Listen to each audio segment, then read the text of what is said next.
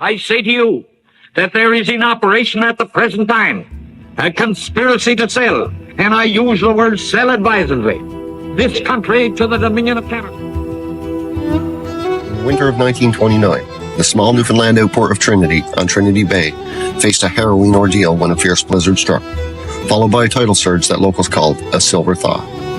This remote community of about 1,500, bound by a deep love for their shared way of life, relied on the cod fishery and trade for survival. The storm, one of the worst in living memory, raged for days, with winds howling over 100 kilometers per hour and snowdrifts burying homes up to their eaves. The surge flooded the harbor, destroying fishing stages, wharves, and boats, vital lifelines for the town's economy. Homes were damaged, food stores spoiled, and the bitter cold threatened lives as firewood ran low. With roads impassable and no immediate aid from St. John's, Trinity faced isolation and the specter of starvation. The adversity was crushing. The loss of fishing infrastructure meant families couldn't prepare for the next season, risking their livelihoods. The elderly and children were vulnerable to the freezing temperatures, and the community's merchant stores, strained by economic ripples of the global stock market crash, couldn't replenish supplies. For a town where life revolved around the sea, faith and neighborly bonds, the storm seemed poised to unravel their cherished traditions, tempting some to abandon Trinity for larger centers.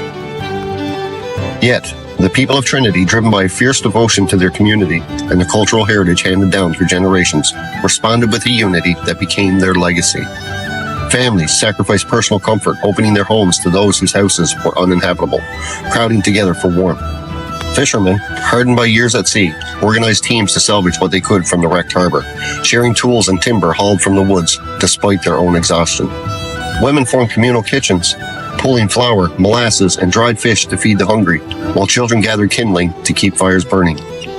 The local Anglican church, a hub for community life, became a shelter and rallying point, where the rector led prayers and coordinated relief efforts. A group of men, led by seasoned skipper William Ryder, embodied the Newfoundland spirit of sacrifice.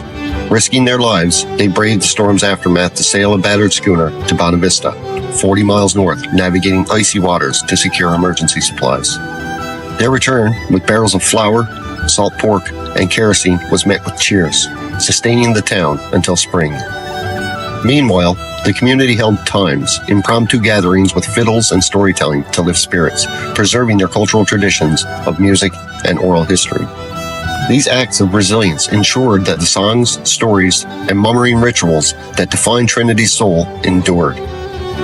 As one elder later recounted in a memoir preserved at Memorial University, "We was all in it together, and that's what kept us going." By spring, Trinity had begun rebuilding.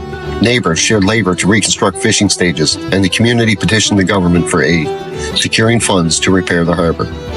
The fishery resumed, and the town's way of life, centered on the rhythms of the sea, mutual support, and cultural rituals like Christmas mummery, remained intact.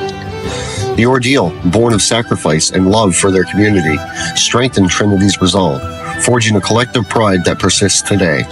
Now a historic site, Trinity stands as a testament to how unity in the face of adversity preserved not just a community, but a way of life that defines Newfoundland's enduring spirit. A spirit that fiercely defied turmoil, preserving with unbreakable resolve the sacred legacy their ancestors fought to bestow upon them.